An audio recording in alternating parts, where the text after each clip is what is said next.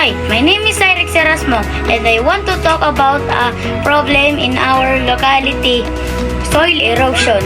Have you ever noticed that after it rains, the soil gets washed away, leaving the land bare? That's soil erosion and it's big problem. Soil erosion happens when wind or water removes the top layer of soil.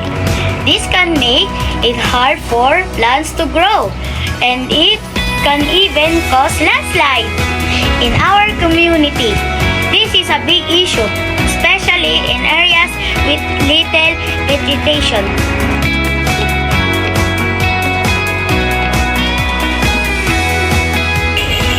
But there is a simple solution: planting trees and grass. Plants help hold the soil in place with their root. When we plant more trees and grass, we can stop soil from washing away and protect our environment. Planting more trees and taking care of our land, we can help prevent soil erosion.